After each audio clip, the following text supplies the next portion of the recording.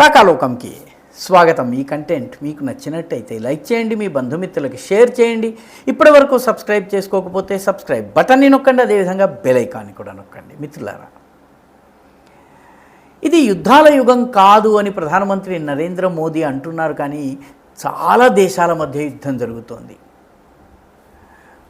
ఇజ్రాయెల్కి హమాస్కి మధ్య జరుగుతున్నటువంటి యుద్ధము, రష్యాకి యుక్రెయిన్కి మధ్య జరుగుతున్నటువంటి యుద్ధము, ఈ రెండు యుద్ధాలు ప్రపంచంలో పతాక శీర్షికల్లో ఉన్నాయి. ఇవి రెండూ కాకుండా గయానాకి దాని పొరుగు దేశానికి మధ్య మైనింగ్ తవ్వకాల విషయంలో గొడవ జరుగుతుంది.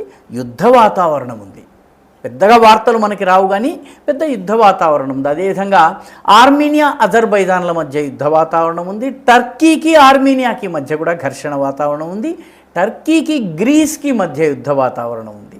సైప్రస్ సంగతి చెప్పనే అక్కర్లేదు. దేశాన్ని రెండుగా చీల్చి ఉత్తర భాగం అంతా కూడాను ముస్లిములు, దక్షిణ భాగం అంతా కూడాను క్రైస్తవులు ఉండేటట్టుగా ఐక్యరాజ్య సమితి మధ్యలో ఒక గీత గీసేసి రాజధానిని రెండు పార్ట్లు చేసింది. రాజధాని పేరు నికోసియా. ఉత్తరము ముస్లిం రాజధాని, దక్షిణము క్రిస్టియన్ రాజధానిగా ఉంటుంది. సూడాన్, మిగతా అనేక దేశాల్లో యుద్ధ వాతావరణం ఉంది. భారత పాకిస్తాన్ల మధ్య ఘర్షణ ఉంది. పాకిస్తాన్కి ఆఫ్ఘనిస్తాన్కి యుద్ధం ఉంది. ఇవన్నీ చాలవన్నట్టు మరో రెండు దేశాల మధ్య యుద్ధం మొదలైంది.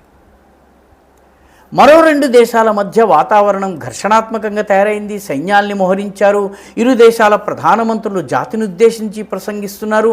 వీళ్ళు అవసరమైతే రక్తాన్ని ధారబోసైనా సరే మా భూముల్ని మేము కాపాడుకుంటాం, మా సార్వభౌమత్వాన్ని మేము కాపాడుకుంటాం, మా హక్కుల్ని మేము కాపాడుకుంటామని ప్రకటిస్తున్నారు. ఇది ఆగ్నేయాసియాలో ఉంది. ఆగ్నేయాసియాలో ఈ రెండు దేశాలు కొట్లాడుతున్నది ఒక గుడి గురించి. తమాషా ఏంటంటే రెండు దేశాలు బౌద్ధ దేశాలు.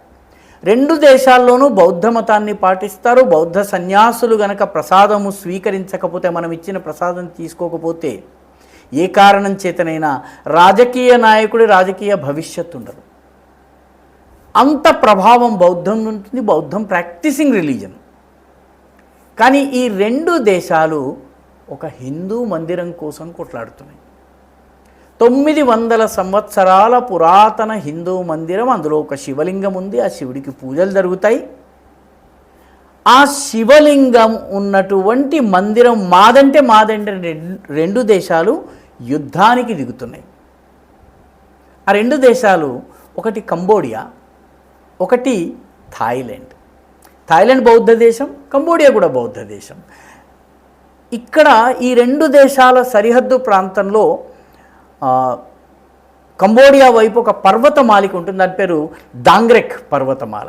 ఈ డాంగ్రెక్ పర్వతమాల లో కొండల మీద ఒక గుడి ఉంటుంది. ఆ గుడి పేరు ప్రియ విహార్.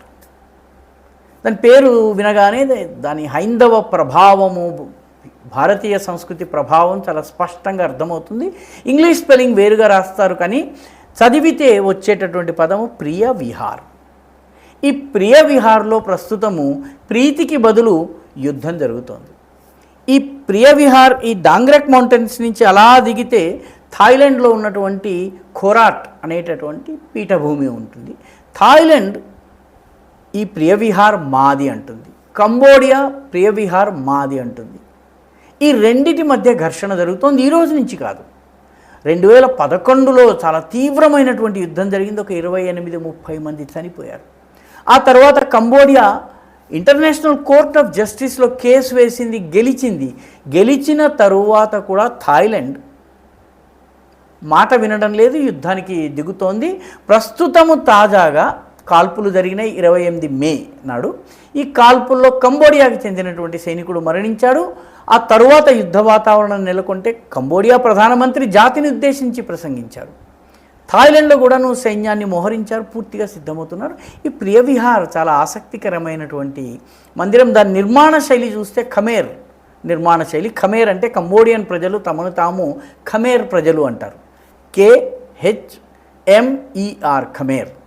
ఈ ఖమేర్ జాతిని కంబోడియన్ ప్రజలు తమను తాము ఖమేర్ ప్రజలను పిలుచుకుంటారు. వాళ్ళ నిర్మాణ శైలి ఉంది, అంకార్ వాట్ కావచ్చు, మిగతా అనేక మందిరాల్లో ఏదైతే నిర్మాణ శైలి ఉందో అదే నిర్మాణ శైలి ఈ ప్రియ విహార్లో కూడా ఉంది. ఈ ప్రియ విహార్ కోసము రెండు దేశాలు ఘర్షించుకుంటున్నాయి. తమాషా ఏంటంటే రెండవ ప్రపంచ యుద్ధం నడిచేటప్పుడు థాయిలాండ్ జపాన్తో చేతులు కలిపింది. అప్పుడు ప్రియ విహార్ని 1941లో స్వాధీనం చేసుకుంది. ఆ తర్వాత రెండవ ప్రపంచ యుద్ధంలో జపాన్ ఓడిపోయిన తర్వాత ఈ భూమి అంతా కూడా మళ్ళీ ఫ్రెంచ్ వాళ్ళ చేతుల్లోకి వచ్చింది. కంబోడియాని వాళ్ళు పాలించేవాళ్ళు కాబట్టి ఈ ప్రియ విహార్ కంబోడియాలో వచ్చి చేరింది. ఆ తరువాత 1953లో ఫ్రాన్స్ వెళ్ళిపోయింది. స్వాతంత్రం కంబోడియన్ ప్రజలకు ఇచ్చేసి ఫ్రెంచ్ వాళ్ళు వెళ్ళిపోయిన తర్వాత థాయిలాండ్ మళ్ళీ దీన్ని ఆక్రమించుకుంది. ఆ తర్వాత 1954లో కంబోడియా మళ్ళీ తీసుకున్న తరువాత 1962 ప్రాంతంలో ఇంటర్నేషనల్ కోర్ట్ ఆఫ్ జస్టిస్కి వెళితే ఇంటర్నేషనల్ కోర్ట్ ఆఫ్ జస్టిస్ అనేక సంవత్సరాలు విచారణ జరిపిన తర్వాత 9:3 తీర్పు కంబోడియాకి ఫేవర్గా ఇచ్చింది.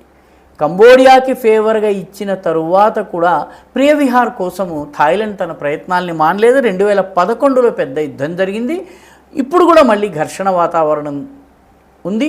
రెండు దేశాలు యుద్ధాన్ని అవాయిడ్ చేయడానికి ప్రయత్నిస్తున్నాయి. అలాగని ప్రజల్లో ఉన్న కోపావేశాల్ని ఏ రకంగా కంట్రోల్ చేయాలి, ఈ దేవాలయం యొక్క కంట్రోల్ విషయంలో ఉన్నటువంటి వివాదాన్ని ఎలా పరిష్కరించాలని ఆలోచిస్తున్నాయి.